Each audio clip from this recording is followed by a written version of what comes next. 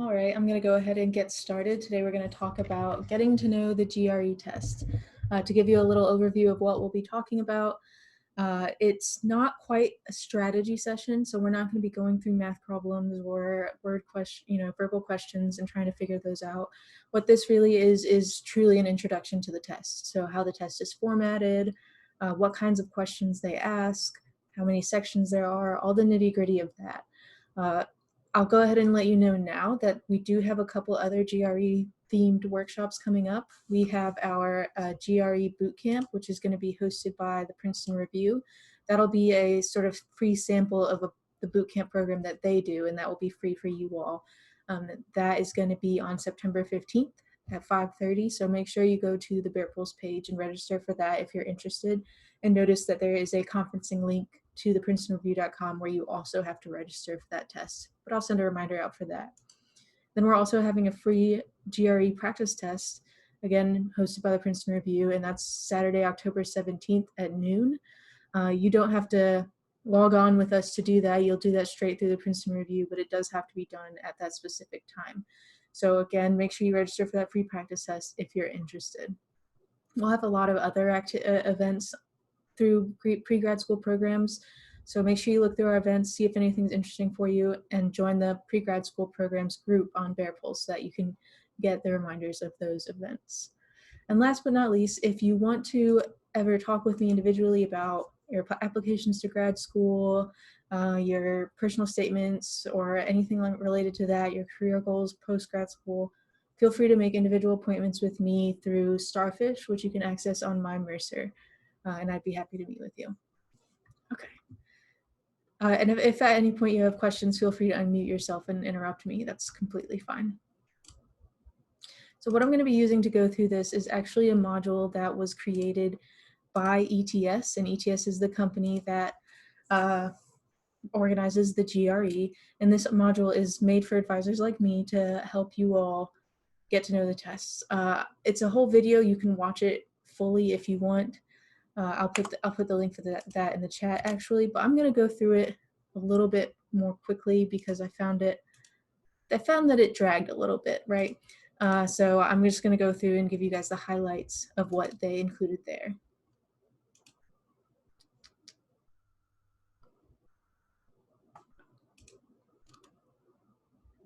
Oh, there it is. Okay, sorry, it's hard to bring up the chat when I'm sharing my screen. All right. So if you wanted to access that on your own, you're more than welcome to do so. And I'm just going to go through this a little bit quicker. So the first thing to know is that the GRE is accepted by tons of graduate schools, both locally in the US and abroad. And it's not just graduate school. You can do this for a lot of business schools, a lot of law schools. It's actually becoming pretty popular for law schools to forego the LSAT or at least offer the GRE as an option instead. So it's very well accepted. It's very widely accepted. The test is pretty user-friendly. It's not like when you take the SAT and you're bubbling in a bunch of Scantrons with your number 2 pencil. It's computer-based. It's a lot easier. And you can make choices to send only your best scores. So what this means is that you can choose not to send any of your scores if you think you'll retake it again and wait until you have all of them to look at and send the best ones to the schools that you're interested in, and they won't see anything else. What you can't do, unfortunately, with this is sort of mix and match. So you can't take your highest verbal score from one test and your highest math test score from another and send those individually. It'll be the whole test, but it does give you some flexibility in that. So this is what the overall test is going to look like. There are 3 sections, or like 3 topic areas. The first one you always do is analytical writing. It's going to be about 30 minutes long. You'll do 2 essays. The first one is sort of like a critical response, and the second one is related to your critical reading skills. There are then going to be, you'll rotate between verbal and quantitative sections, and there are 2 sections of each with 20 questions each. The math sections are a little bit longer, 35 minutes, and the verbal sections are only 30 minutes. So you'll do analytical writing, then either verbal or quantitative, and then another verbal or quantitative, and you'll just progress on that till you've completed them.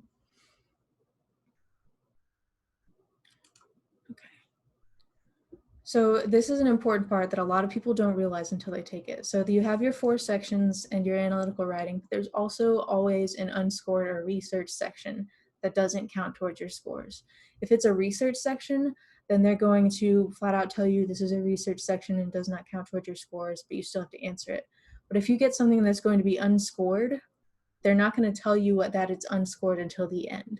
So a lot of times students get really freaked out about this. What I've noticed is that if you get a section that seems really different or a lot harder randomly, and it doesn't really follow the kind of material you've been studying, there's a pretty good chance that that's the unscored section. Like if it's just totally off, that's probably the unscored section. Now, obviously, still do your best and answer the questions to the best of your ability. Just know that there's always that possibility, so you don't feel like you're getting tricked. Just one of those general test taking woes. Okay. So yeah, this is your, like I mentioned, your essay writing section. The first one is analyzing an issue. And so you're going to usually choose a side on, oh, that's the second one. You're usually going to try and pick out the key details and make an argument for something using examples from your from the article. So when you're writing this one, you want to have strong organization, which is true for both of them, proper grammar. But the key here in this first one is to make sure your examples directly support your position and include about 3 of them. That's going to get you on track to what they're looking for, and make sure you refer to the text that they give you. If it's a paragraph or even a question, make sure you answer it directly. That second one is more of an analyzing an argument. So you're going to decide whether the argument is sound or unsound and why, right? So again, you're going to want to pay clear attention to the details. If there's something that isn't logically sound or that doesn't make sense, pick that out and remember to talk about it in your essay while you're reading it. These are typed, so you can do all the normal typing things. You're not writing this out in paper, which is nice, but there is no spell check. And the reason for this is that some people do, in fact, take the paper test or choose to take the paper test. So in order to make it fair, they don't include spell check or anything like that in this typed essay. So that's the one thing to be aware of. Don't expect your spelling to be automatically corrected. So you still do have to proofread carefully. Okay. So, and this is the verbal section, and it's really looking at how well you can read and take out the main purpose and the important details from what you're reading, and to reason out why it's important or what is important from something. So you'll see a lot of multiple choice where you select one answer choice, some where you select multiple, and some where you select something in the passage that applies to what you're reading. Sometimes there's text completion, so what you're doing is trying to continue a thought, and it tests that you are able to comprehend what is being said, and you're able to sort of estimate something similar to what would be finishing that sentence. And then sentence equivalence is basically being able to rephrase something. And usually those are like multiple choice. You're not writing a sentence equivalent, but you're going to find one that means the same thing. What I've heard from students is that in these portions, specifically the sentence equivalence and sometimes the text completion, there's often like a very specific not or some other negative or something that is almost trying to trick you, or is just making sure you're reading very carefully. So make sure you are in fact reading very carefully. Just take your time if you need to, take each word at a time, and just be on the lookout for things like that. Don't speed through it or anything. Okay.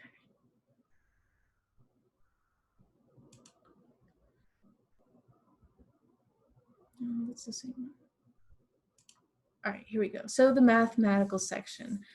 This one I think gives people a lot of fear, especially if you're in the humanities or in business, but you're not really doing like calculus level stuff. I'm going to go ahead and say if your graduate program that you're applying to doesn't rely on a lot of math, they're not going to be looking for a stellar, amazing score in this section. Yes, they want you to do well, above average kind of deal, but they're not going to be looking for you to be like 98th percentile. So first of all, take that off your back, and then remember that you just have to study to be doing well enough, right? And you'll want to excel more. You'll want to excel more in the verbal section. But in the math section, one thing I like to point out is actually at the bottom here. It's not calculus. It's not going to be multivariable whatever's. It's actually going to be older math that you probably haven't seen since high school or earlier. So you're looking at basic arithmetic, add addition, subtraction, some algebra. Geometry really scares people, and data analysis, which is somewhat similar to statistics if you've taken that course. But there are some tools online and free for you to use to get familiar with what data analysis really is and how to work through it. So these are always multiple choice, or they're either multiple choice where you select one or more answer choices, or you enter a number. One thing to note is you can pick an on-screen calculator shown on the right here. You can click transfer display when you're done so that it'll automatically put your calculator answer into the text box, which can just minimize the risk of putting a 9 instead of an 8 or something that would be terrible. So use that when you can.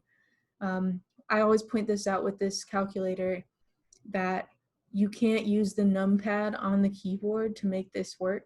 You have to actually click the numbers on the screen.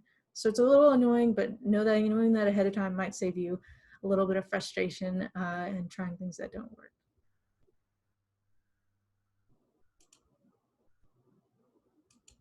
Okay.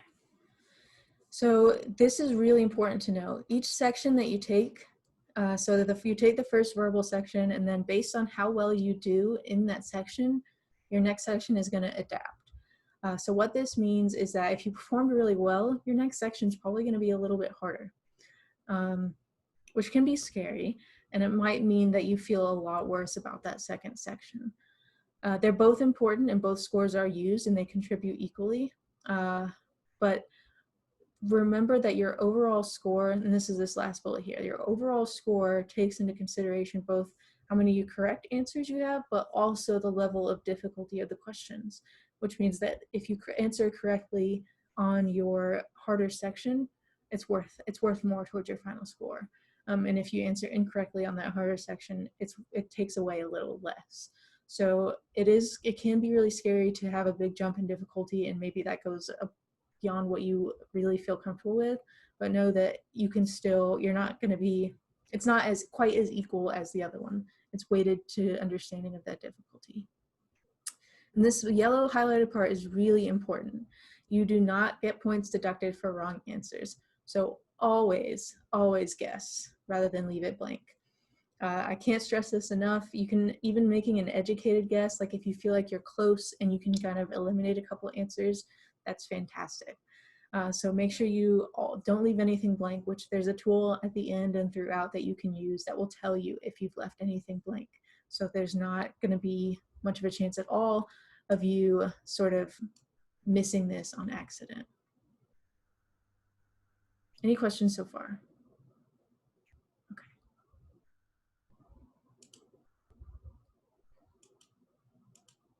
Okay.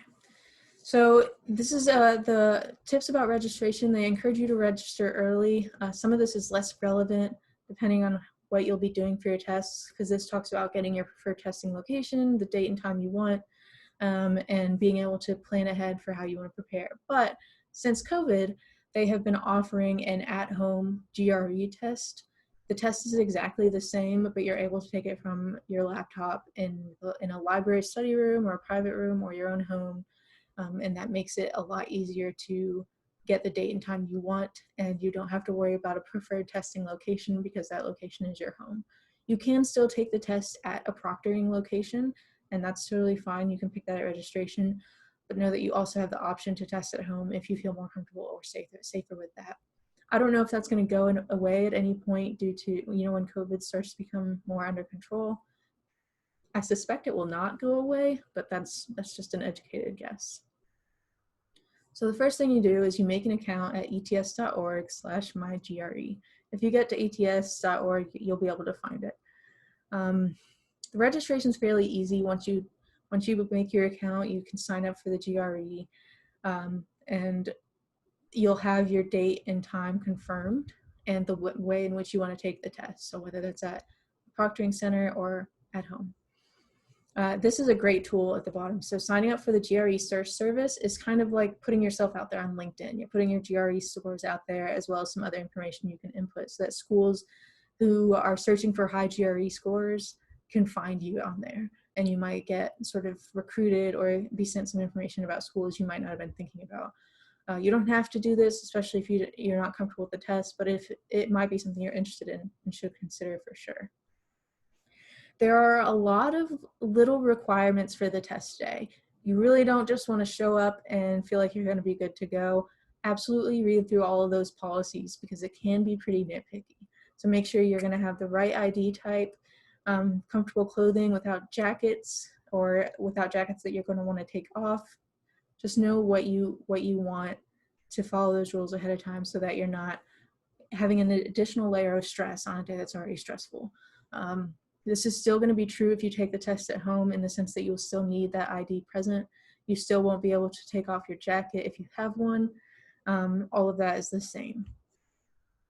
And then consider where you want to send your scores. So when you take the GRE, you have the option on the test day to choose up to 4 schools that you want to send these scores to.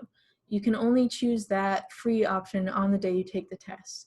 So think about it ahead of time, whether you feel comfortable enough that you're going to get scores that you'll be okay with sending to these schools and which schools you want to narrow it down to. I really encourage you to take advantage of this because if you choose not to send them on that test day, you can send them later, but it'll be for a fee for each school you send the scores to. So I encourage you to take advantage of those four schools you get for free and just study hard the first time for the GRE and hopefully not be planning for a retake.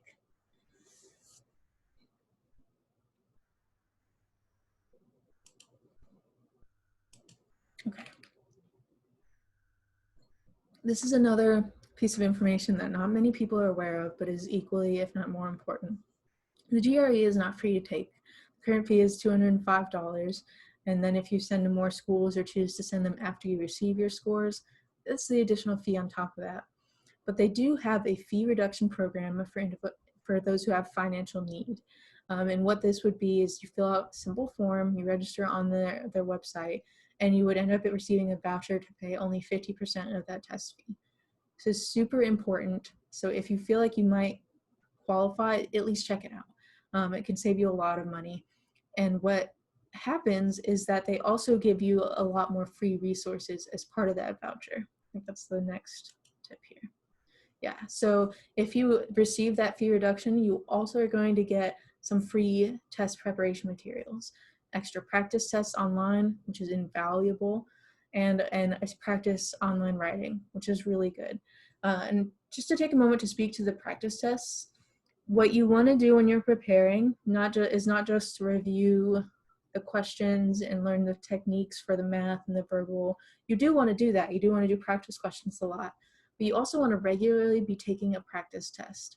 And this is so that you can get used to the format, how long it takes to take the test, the variation of the types of questions you might see, and you can see where you're scoring sort of on average. Because sometimes you might get a little higher, sometimes you may get a little lower depending on the test. You want to be consistently scoring where you're happy with on your practice tests before you take the GRE. So these free practice tests are absolutely worth it.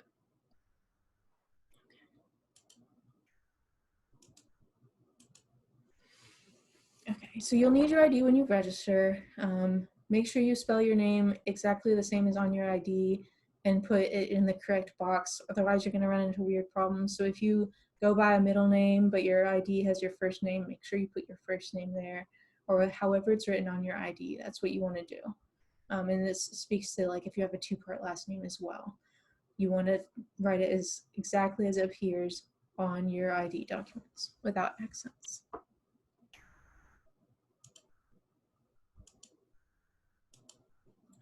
And there's just an example. Okay, so this is what you're going to see when you're creating a test taker account. You're just going to include all your information. And then once you've done that, this is where you're going to see how you register.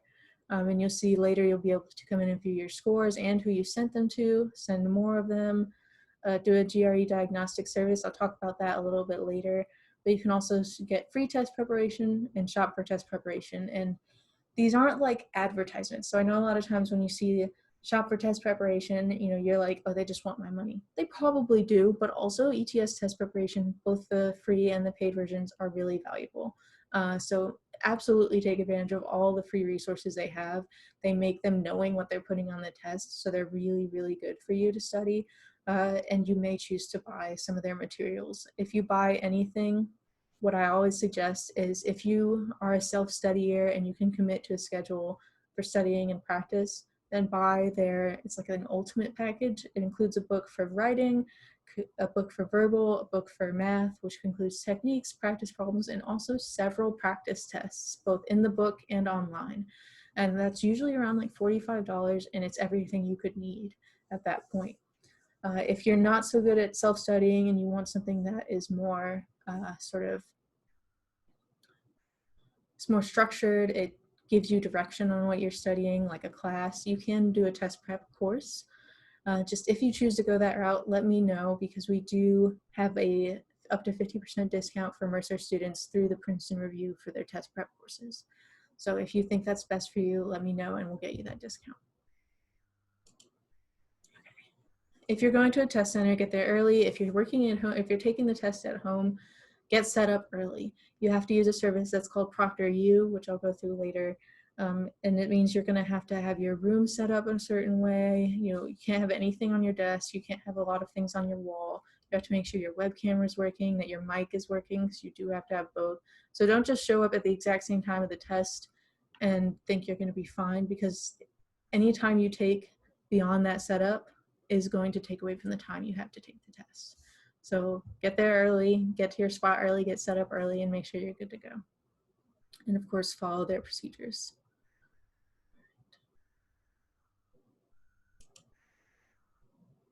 Again, the ID restrictions, the names, you're not allowed to have these either in a testing center or at your home. You can't have food, drinks, anything like that, and no personal items. They in fact encourage you not even to wear any jewelry or a watch. You can't have your cell phone. You can't even just have it and have it turned off. You cannot bring it into the testing center. Sometimes they'll have lockers available to you that you can put things in at the very beginning and won't be able to take them out until you've completely finished the test. But not all testing centers have that. So think about that in advance. Maybe leave your phone in the car, especially if you have a smartwatch, take it off, because you won't have access to any of these things.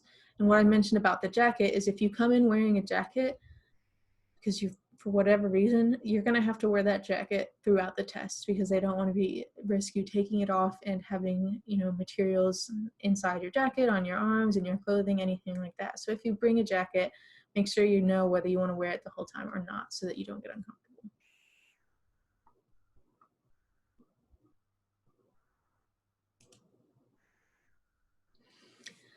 So if you take it at a testing location, they'll take your picture. They're going to make you write something out to know what your handwriting looks like.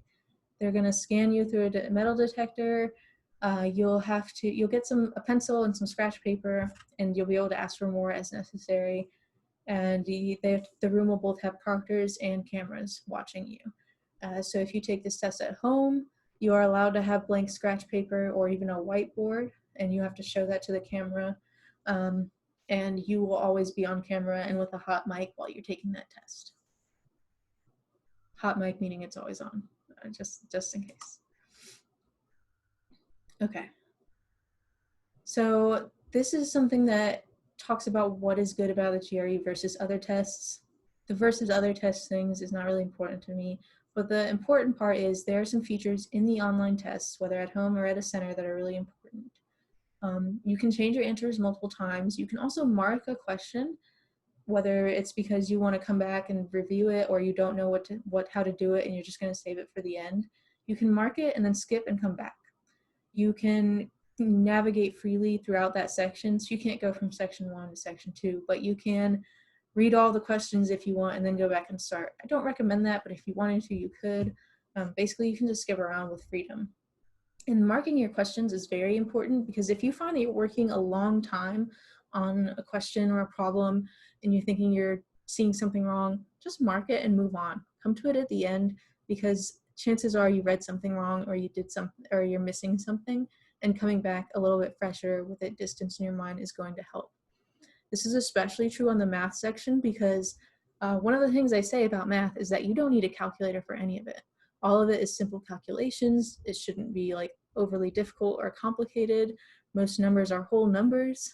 So if you're feeling like you're just being a physicist on this math problem, chances are you missed something. So mark it and come back later. Worst case scenario, if you run out of time to redo the problem or you still don't get it, you've marked it and know you have to go back and guess, because again, that doesn't hurt you. Yeah, and so this is interesting. So there's a myth that you should never change your first answer because your first answer is usually the right one. That's true sometimes, but if you thoughtfully go back to change an answer, whether you're like, I think this might have been wrong, and you have some sort of reason or an inkling as to why, usually you're right that second time. So GRE takers who've done that usually get better scores when they've gone back and changed that answer. So don't hold yourself to that sort of that myth of saying never change your first answer. Sometimes if you're thinking about it thoughtfully, it makes sense to change your answer. Okay. This is again this about the calculator. This is kind of what the navigation is going to look like. So you can mark a question, you can click mark it for review, which is very similar, and you'll have your time shown, your calculator, all that good stuff.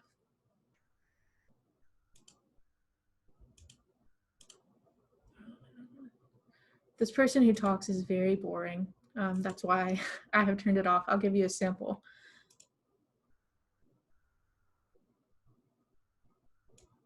Oh, you guys probably can't hear that. Anyways, he's very monotone, but you're welcome to listen to it. Know that you'll have a few breaks. There's a 10-minute break after the third section, and then there's 1-minute breaks between the other sections. You won't be able to leave the room if you're at home. So in the 10-minute break, you'll be able to go to the restroom and come back. And if you're in the testing center, it's the same. Know that if you take a break in the middle of the section, say you really have to go to the bathroom, you're welcome to do so. Your time will just keep running. And that is true also if you are out for longer than the 1-minute break that you have. The 1-minute break, you usually stay at your area. And yes, check your supply of scratch paper but at those breaks and make sure you have everything you need so you don't have to interrupt the time you're taking the test. All right, so these are just general things. Become quite familiar with the question formats and directions beforehand. So this is why I say take a lot of practice tests, do a lot of practice problems. You'll see that there are some sort of themes in the way they word their questions or the types of questions that they have. And the more familiar you are with this, the less chance you'll be sort of surprised on test day, which can just create unnecessary stress, as well as also you might not know what to do. So do as much of that as you can. Read questions carefully, which you know from normal test taking. There are no partially correct answers, so make sure that you're reviewing all of your choices before you pick them if it's a multiple selection answer. Remember to guess if you have to, and use what's on the test to try and figure something out. Don't try and bring something in that you feel like you know from somewhere else. Everything that you could possibly need is in the question. So don't, just make sure you're using that to figure out your answers.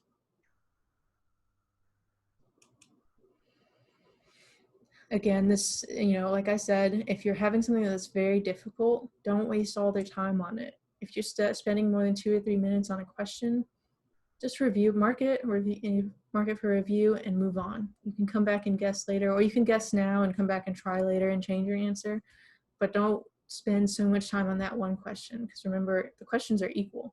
So getting that one question wrong, but spending a lot more time on the next 5 questions that you get right is better than spending 5 minutes getting that question wrong or maybe right, but not having enough time to be careful with the other questions. The time you spend on the review screen at the end, which is where you see the answers you've chosen for each question and whether or not you've answered each question, you're still counting towards your time. So just be careful that you keep an eye on that time so you don't run out. And of course, check that section at the end to make sure that you've answered everything. Don't want to leave anything blank. Okay. So this is I think I missed one. There we go. Tips on writing. So Before you take the test, look at the scoring guides they use for this. They're very strict on how, using those scoring guides to the letter. They're kind of like rubrics, and these are available online in the practice materials. So understand what they're looking for. If they have sample essays in the scores they received, look at those so that you know the particular kind of way that they want you to write. It's not going to be the same as how you write for an INT paper or a research paper. It's going to be particular to what they want in the GRE. So don't just assume that you're okay with writing. Make sure that you look at what they're specifically looking for. And don't, maybe when you're practicing, time yourself. You're only going to have a specific amount of time for those 2 essays. So make sure you're getting used to that sort of rhythm and knowing how much time you need to devote to reading, planning, and then writing and reviewing. Follow the directions very specifically and make sure you respond to all the parts of the question or the prompt. It's always good to me to do an outline because you don't want to just start writing and realize you should have talked about one thing earlier or that you left something out, but it doesn't really fit in this point. It can waste a lot of time. But if you make an outline beforehand, then you'll know exactly what you need to write and when, and you'll make sure that you're able to include all of those portions. So I encourage you to make an outline or at least some notes.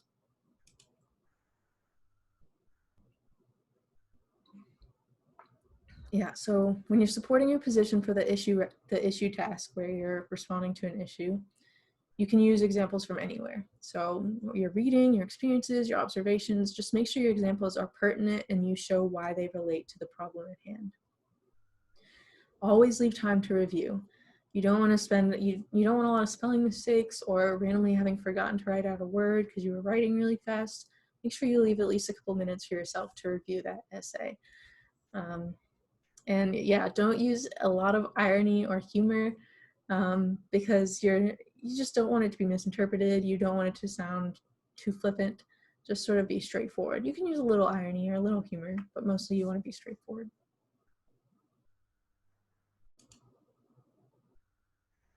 Read beforehand and read quickly beforehand and then look at the questions. Sometimes it helps to look at the question first, then read whatever passage you have to read or whatever passage you have to read for verbal reasoning. Only answer what you see based on what you see in the passage. Don't rely on outside knowledge. So if you happen to know that something they talk about in this paragraph is wrong or has been proven wrong or it is not the whole picture, don't bring that in here. That's not the place for it. You're relying completely on what they have given you. And when you fill in the blank with a word that like completes a sentence, read the whole thing afterwards so you make sure it makes sense. Fill in the blanks with your own words, find answer choices that match rather than looking at the answer choices and trying to see which one fits. And look throughout the essay that you may be reading to find what stands out or seems important to you beforehand.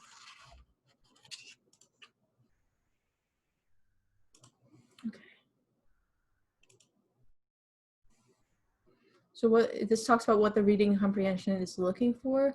It's looking to make sure that you can find the purpose or main idea of an essay, that you can outline their main points or themes, their assumptions. You can see conclusions or inferences that can be made from what they wrote, and that you can determine whether or not their argument is logical, whether it makes sense. So these are the kinds of things you're going to want to be looking for.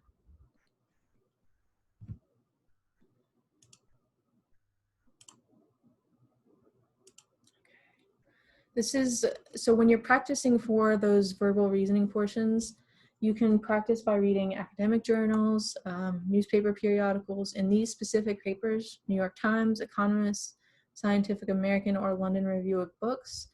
Avoid things like the Washington Post or really anything that's not any newspaper that's not the New York Times, because it sounds like they're specifically using these as examples for what they write.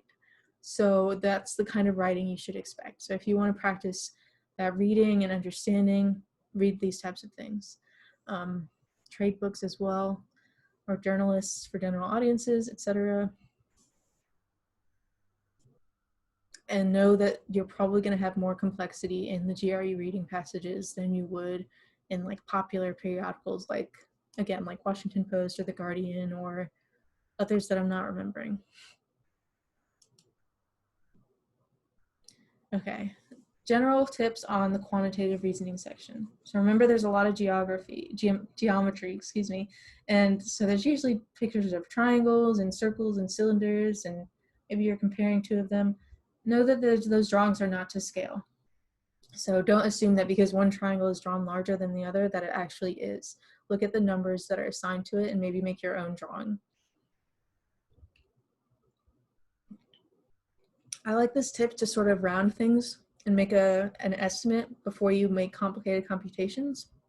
Because if it's multiple choice, if you get a rounded answer that's like 28 and you see that the only answer close to that is 27.85, you know that's the answer, but you simplified the work to get there. Make sure you monitor your time here, especially because when you're getting into math problems, it's really easy, right, to get like deep into a question and just be working on it, and then you look up and like 10 minutes have passed. Make sure you're regularly assessing how much time you have, whether you should move on to the next question, and keeping in pace. This is, again, another reason why you want to practice with a lot of practice tests. Yeah, so review your answer once you've gotten to it, and there are a lot of problem-solving strategies on their website. Use these, use all the free tools you can get your hands on. The more variety you have so that you see things from the GRE ETS or from Princeton Review or Kaplan or Khan Academy, the more variety, the more of a chance that you're gonna see lots of different things like what you'll see on the GRE. Don't just use one source.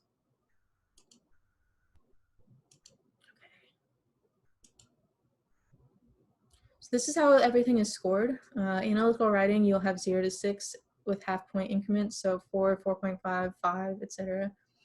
130 through 170 on the other portions in 1-point increments. You can look up what scores are considered good ahead of time. You can contact or look at the website of the programs you're interested in applying to and ask what their average GRE scores are. And they'll usually be happy to share that with you. So you can use that as a target to what you want to earn on the GRE or what you want to exceed. Right when so this is another great thing about taking it on a computer, whether you're at a center or at your home, as soon as you finish, you're going to get some unofficial scores for your verbal and quantitative section. These aren't going to be exact. They might change as you review your questions, but it's going to be pretty close. So you can walk away from test day knowing right about where you're going to be, which is awesome, so that you know if you want to, you're definitely going to want to retake it, or if you're probably comfortable and you don't need to keep practicing. And then you get to choose if you want to send those scores. Remember that you can only get the free score reports sent to schools at the time that you take the test. If you choose to send the scores afterwards, you'll have to pay a fee for each school you send the score to.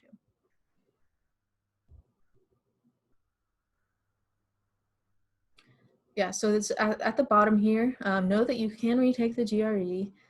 You don't have to make the decision on test day, though you do if you want to do the free scores. But your GRE scores are also good for 5 years. So if you're not sure if you want to go to grad school right now, or you know you don't want to go right away, maybe you want a gap year or two, but you're certain you're going to go within the next 5 years, go ahead and take the test while you're fresh on academics and studying for tests and all of that, and you'll still have these scores 5 years later. Just don't lose your account information for ETS in the meantime.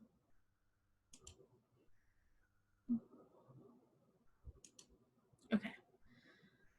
This is what I've gone over again, when and how you can send the scores. Note that some schools will want to see all of the scores from all the GRE tests you've taken, and they'll let you know ahead of time if they want this. You'll see it on their application. But if you're applying to schools that want to see all your scores no matter what, keep that in mind, because you may choose not to retake a test if you feel like you can score lower, and it might not be worth the risk just to try and get a few points higher. And know that even if you do, don't go in and take the test the first time without having studied just to see, because those scores are still going to be shown to the schools that request all of your scores. So just be careful with that.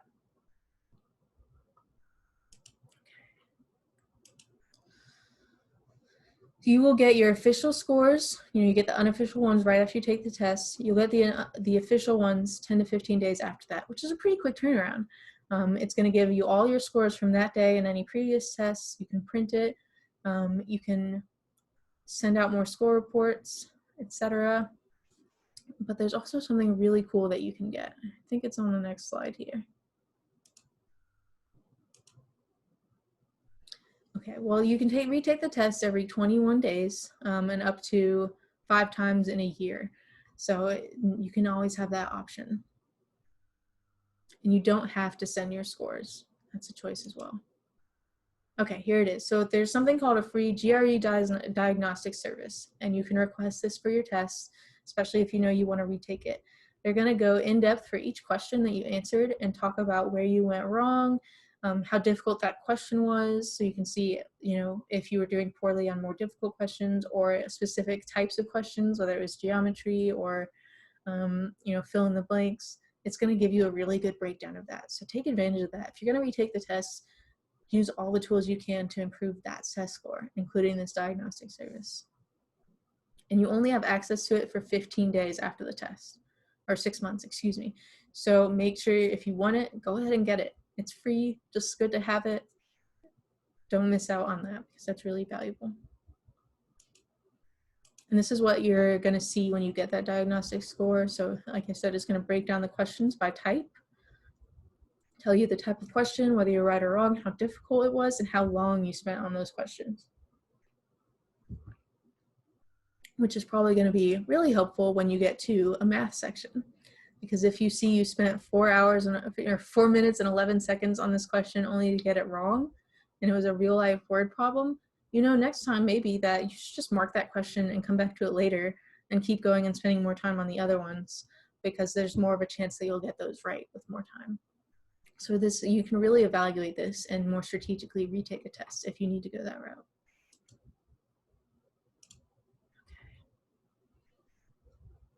Let me go back a little bit. Okay, so they go through a lot of free tools that help you prepare. Like I said, use everything you can here. It's very helpful. They have an overview of verbal reasoning, overview of quantitative, overview of analytic, as well as scoring guides and tips for answering these. Make sure you look at that. Make sure you go through the sample questions and the explanations, really helpful. Try and solve the questions first before you look at the answer and then see the explanation so that you can work on improving those skills for your tests. So you can see this once you make your account under like the preparation services. There's also a test preview tool. Definitely do this. You can see what the question is going to look like physically look like. Practice out those tools, navigating the test so that you're 100% familiar with what your screen you're going to be looking at, where all the buttons are when you take the test. All those little advantages add up and are helpful. So they offer you free online practice tests. And as a tip, every service that offers books you can buy or courses you can buy, which is mostly Kaplan and Princeton Review, they also give you at least one free test on their website. So collect all the free practice tests you can, maybe purchase additional ones if you need to. We have a free practice test, remember, you can see that on our Bear Pulse. Take advantage of that as well. So the more practice tests you have, the better prepared you can be, which is all that these rest few bullets are talking about. And practice tests, if you're taking a paper test, time yourself properly. Give yourself only 30 minutes for that verbal section. Give yourself the appropriate length of breaks that you'll have on actual test day. You want it to feel like second nature by the time you get to the GRE.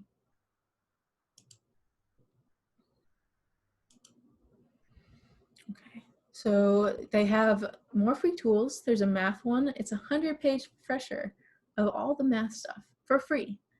And it includes links to Khan Academy with more free help. There's a thing on math conventions, so all those notation symbols, all those other little terminology things you probably forgot, it's free for you to look up and get information on. So again, make that account, look under preparing for the test, and you have a wealth of things readily available for you.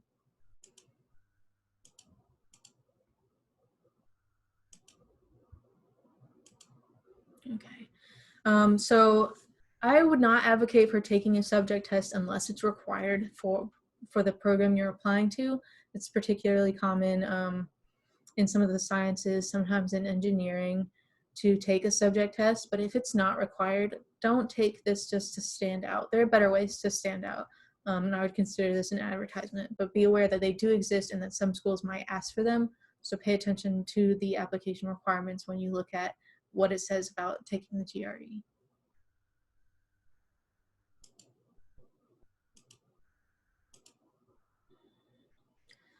The GRE search service is what I mentioned before, where you can kind of create a profile for yourself. It'll list your scores and people can find you.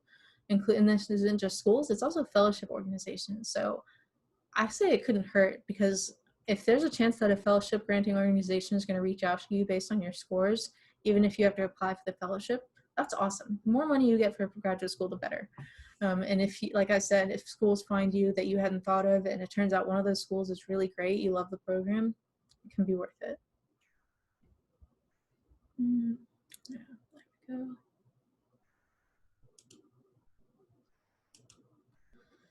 More GRE resources that they have that are free. All of these you can access through your account there. It's all pretty straightforward there.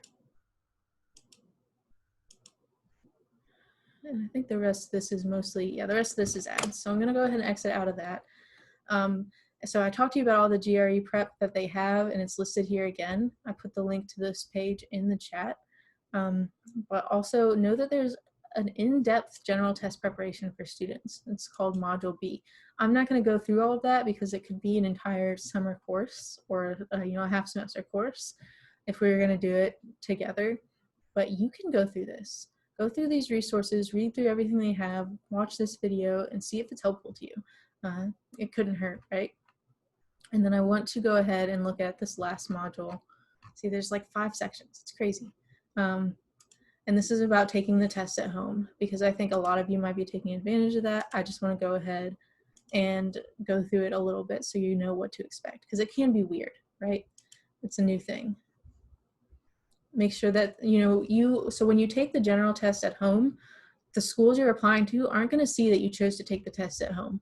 They'll just see your GRE scores the same way they see the scores of anyone who took the test at a testing center. So don't think you're at a disadvantage, or that they'll make some sort of inferences based on where you take the test, because they're not going to know. So take it at home if you want to. The test is the same. You have all the same tools, all the same prices. Everything is the same in terms of that test. Nothing is different.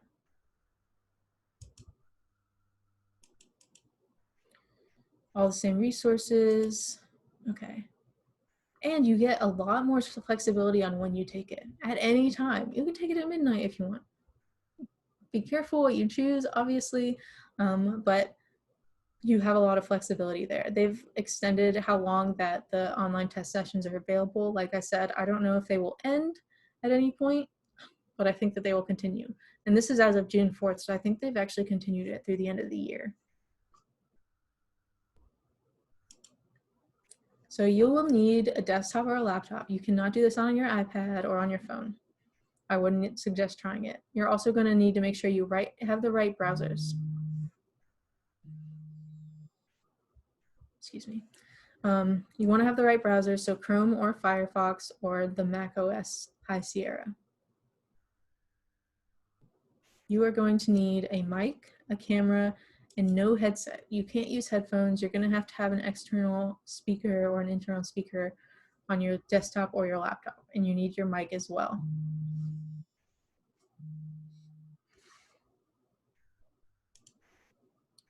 You'll also need a webcam. So whether this is something that you buy separately if you have a desktop or your camera on your laptop doesn't work, or you have the built-in laptop, make sure that works, because you're going to need this. And you're going to need to be able to show them, like I said, a 360 view of your room and the set surface you're taking the test on, because that has to be completely blank, other than your blank scratch paper and a pencil, or your blank whiteboard and an erasable marker. You can get the same accommodations that you would for an in-person test. So if this applies to you, make sure you still look into that if you're taking it at home.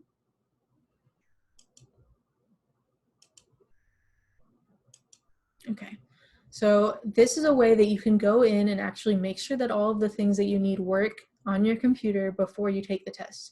Do this without question if you're going to take the test at home, because I don't want you to show up on your test time and realize that this system isn't detecting your mic or whatever for any reason. So you can install the ETS. Unfortunate timing. I'm so sorry. You're fine, you're fine. You can install this, run it, make sure everything works, and also run the ProctorU system. This is the proctoring service that they'll be using that will check your camera, your computer, your microphone, and your speaker while you're taking the test the entire time. And a real person is going to be monitoring this on the other end of the internet. When I say it checks your computer, I really mean it checks your computer. So, excuse my cat. So if you are thinking that you can open, I know none of you would cheat, but if you were thinking that you could open a browser and look up a question, they're monitoring your browser usage. So they'll know if you exit that server and go on to online to try and find an answer. So don't do that thinking they won't know, they will know. Registration is going to be the same when you pick to take the test. You'll have a choice for general test and the drop-down options, and you'll do test at home or find test centers. That's going to be how you choose what you want to do. When you do at home, it's going to make you go through making a ProctorU account to complete your registration. And so you won't actually pick the date and time until you go through the ProctorU section. So don't be confused if you pick test at home and it goes straight to ProctorU. Go ahead and make that account, and then you'll pick your date and time. And then you'll get a confirmation message on the screen and by email. If you don't get that email, I would contact IT services to see what's going on, because if something went wrong, better to find out earlier rather than later.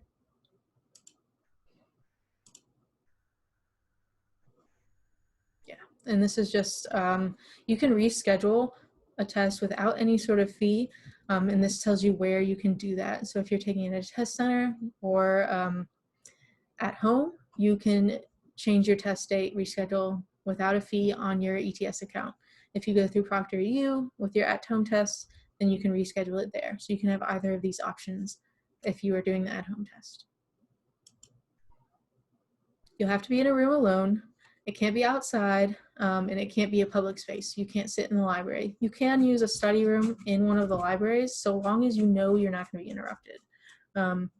If you're going to do it on campus, I highly recommend you go somewhere where you can plug into the Ethernet. Last thing you want is Mercer Wi-Fi going down in the middle of your GRE test. I've known students who have gone home actually to take the test, but generally if you're on campus and you plug into the Ethernet, you're going to be okay. You'll have to have your desk will have to be completely blank. Your computer has to be on a desk or table. You can't have it on your lap. You must be sitting in a chair. You can't sit in the bed or on the couch, unfortunately. You'll still need your ID. You're going to have to show your mobile phone so that they can see that it is off. And note-taking materials. You can use, like I said, regular paper, but you can also use a whiteboard or a transparent sheet protector, which is, I think it shows you what it looks like. Yeah. Whiteboard, or you get one of those things and a dry erase marker, and you can write over it and erase it, or just regular paper, whatever you prefer. Yeah, you can't have your ears covered, so no hats, no hair covering your ears. If you have religious headwear, they may ask to inspect it. Avoid wearing accessories, especially a smartwatch. You just don't want anything to show that might bring into question, like if you are suddenly staring at this bracelet, someone's going to think that maybe there's something on your bracelet. I know it's kind of crazy, but just don't leave these things to question. So you'll log into your account at your scheduled time. If you're more than 15 minutes late, your tests will be canceled. Don't be late. The proctor will have you show your ID, show your computer screen and your mobile phone, show your room. So you'll have to pick up your laptop or your webcam and turn around 360 nice and slow so that they can see that you don't have posters of GRE answers on your walls. Always stay in view of the proctor. Don't leave the room for any point. Don't talk out loud or keep staring at a wall. And I know people are concerned about this both in person and at home, because sometimes when you're taking a test and you're thinking about something, you just stare into space. Just be kind of cognizant of that and try staring straight down, or just looking around a little bit so that it doesn't look like you're reading something off screen. You'll still get your 10-minute break where you can leave your seat, but you have to be back on time where the proctor can see you. So don't go walk around, make a snack and everything. Make sure you're watching that time. It says an AI will check your ID throughout the test, and they'll check your ID again when you come back from every break. And write this number down when you get there. It'll be on your test when you go log in to take it. But know who you need to call if something goes wrong technically. So you're not panicking more than necessary if something happens, including Mercer Wi-Fi going down. And let's see. You'll get the scores at the end of your test just as normal, and everything else is the same, right? So now you know what the GRE test will look like when you're at home. It's pretty much the same, just a few extra steps. So if you have any questions, well, before we get to questions, just a reminder, we're doing a sample GRE bootcamp with the Princeton Review. It'll be virtually offered on September 15th. We will have a free practice exam on October 17th. And while you can take this at home, it does have to be done at the time of the practice test listed on Bear Pulse, which is noon, and it has to be done within a specific time window. So make sure you register for those if you're interested, and join the pre-grad school advising group on Bear Pulse so that as I have more workshops, you can see what's coming and see if anything else is interesting to you. For example, I'm having a workshop later on this semester about how to fund a graduate school or different sources to look at for funding. So make sure you look into that. I don't want you to miss out. And of course, if you want to talk individually, send me an email, message me on Bear Pulse, and you can also make appointments with me on Starfish through my Mercer. So does anybody have any questions? And if you're asking a question and I'm not responding to you, please type in the chat. This happened to me last time. Okay, good to go. All right, well, thank you all for being here. I hope this was helpful. And let me know how else I can help you as you guys work towards graduate school. Stay safe out there. Enjoy the rest of your week.